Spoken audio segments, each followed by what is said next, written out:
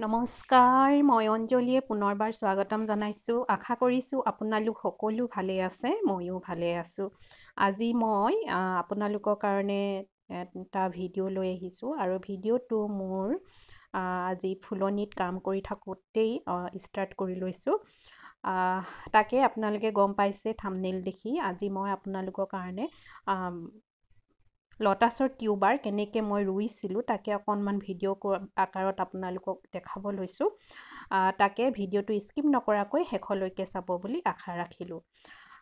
ইয়াৰ আগৰ ভিডিঅ'টোত মই আপোনালোকক দেখাইছিলোঁ যে পদুম ফুলৰ মাটিটো কেনেকুৱা ধৰণে কেনেকৈ তৈয়াৰ কৰিব লাগে বা কেনেকৈ কি কৰিব লাগে আপোনালোকে নিশ্চয় চাইছে।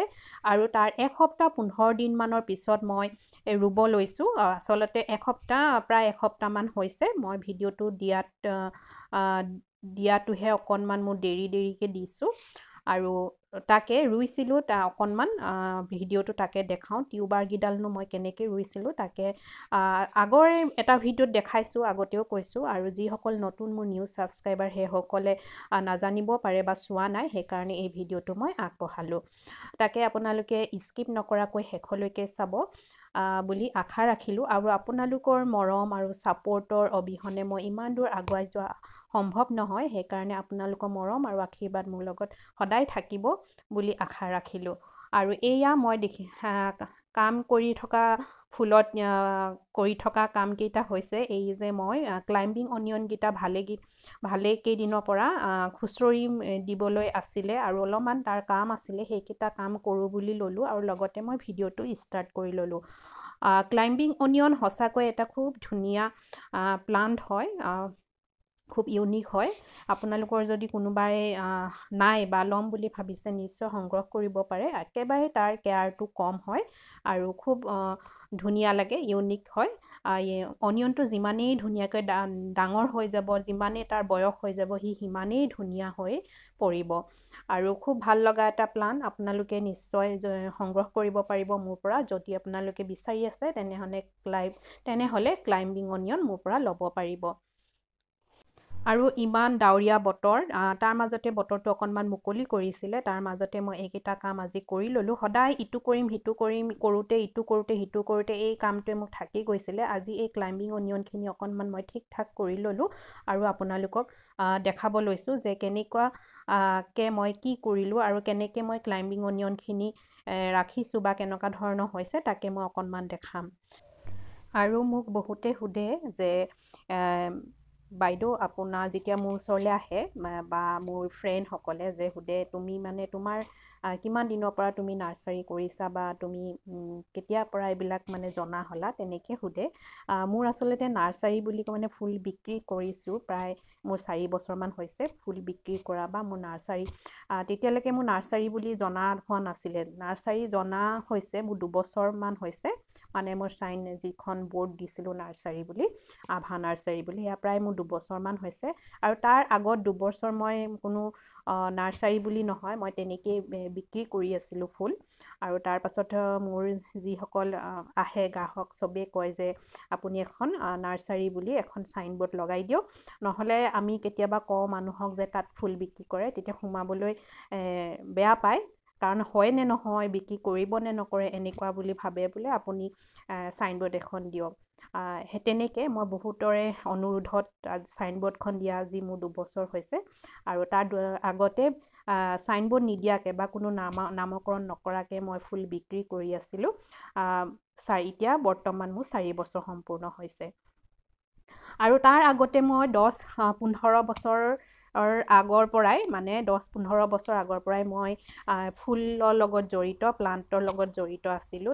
মই সংগ্ৰহ কৰিছিলোঁ বিভিন্ন জেগাৰ পৰা আৰু মোৰ মানুহজনেও আনি দিয়ে মোক। তেওঁ কিন্তু মোক অকল আনিহে দিয়ে, বাকী প্ৰতিপালন কৰা ৰোৱা কামটো মোৰ আছিলে। আৰু তেখেতেও অকণমান বেয়া পায় বা ভাল নাপায় সেনেকুৱা নহয়, তেখেতেও ভাল পায়, কিন্তু তেখেতৰ কামত ব্যস্ত থাকে। আৰু মই মোৰ যিটো ইণ্টাৰেষ্ট দেখিছে সেইটো কাৰণে ইণ্টাৰেষ্ট দেখি পেলাই ভাল পাওঁ কাৰণে তেখেতে মোলৈ য'তে যাওক প্লাণ্ট এখিনি মোৰ কাৰণে লৈ আহে।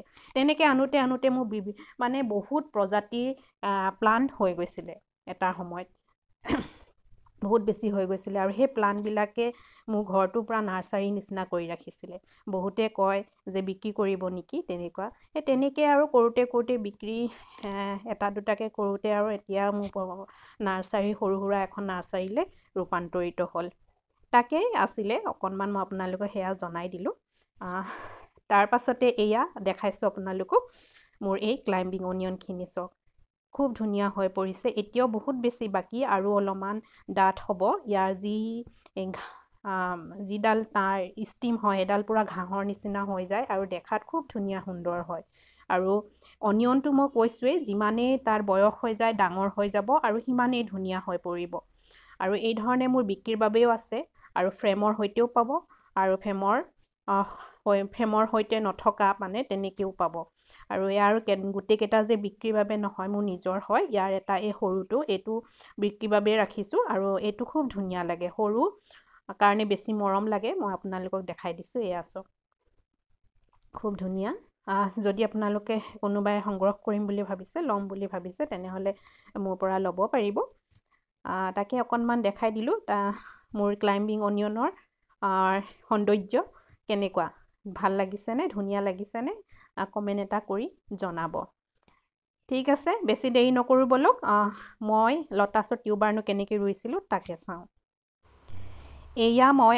ইয়াৰ আগৰটো ভিডিঅ'ত দেখাইছিলোঁ যে কেনেকৈ মই পটিংখিনি কৰিছিলোঁ পটিং কৰি পেলাই মই পানী দি এই ধৰণে প্ৰায় এক সপ্তাহ দিন মই এই ধৰণে থৈ দিছিলোঁ এক সপ্তাহ হোৱাৰ পাছত আপোনালোকে চাব মাটিখিনি একদম গেলগেলীয়া হৈ গৈছে তাৰমানে একদম বোকা বোকা হৈ যায় বোকা বোকা হৈ যোৱাৰ পিছতে গম পাব যে একদম সম্পূৰ্ণ ধুনীয়া হৈছে ৰুব পৰা হৈছেগৈ তাৰ পাছতে এইডাল দেখিছেনে মই টিউবাৰ লৈছোঁ এডাল এতিয়া আৰু টিউবাৰবিলাক মই নিজলৈ একেবাৰে ক্ষীণ টিউবাৰখিনিয়ে থৈছোঁ তাৰমানে অলপ শকত আৰু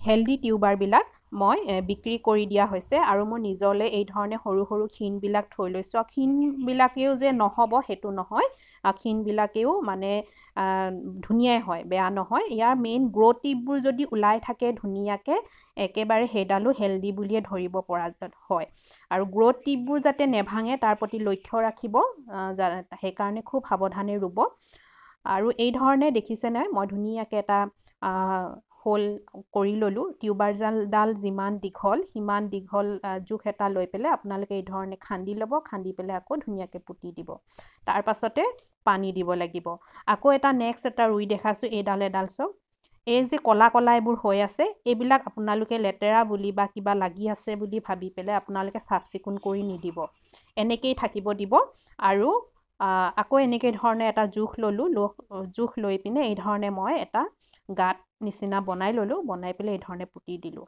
এই যে গ্ৰ'থ টিপবোৰ ভাঙি নেযাবলৈ কাৰণে মই বাৰে বাৰে কৈছোঁ খুব ধুনীয়াকৈ এইবিলাক গ্ৰ'থ টিপ হয় সেইবিলাক যাতে নেভাঙে তাৰ পৰা এটা কুঁহিপাত ওলাব ধুনীয়াকৈ সেইকাৰণে নেভাঙিবৰ কাৰণে খুব সাৱধানে ৰুব তাৰ পাছতে এয়া মোৰ ৰুই হৈ গ'ল মই আপোনালোকক দুটা ৰুই দেখাইছোঁ আৰু কেইবাটাও আছে সেইকেইটা ৰুই নেদেখাওঁ আৰু এতিয়া মই ইয়াত পানী দিম পানী দিয়া ছিষ্টেমটো গম পাইছে প্ৰথমতে কিবা প্লেট নিচিনা এখন দি ল'ব তাৰ পাছতে পানী দিব নহ'লে পানী দিলে কি হ'ব তলত যিখিনি গোবৰ বা আমি কেঁচুসাৰ ৰাখিছোঁ সেইখিনি ওপৰলৈ গুচি আহিব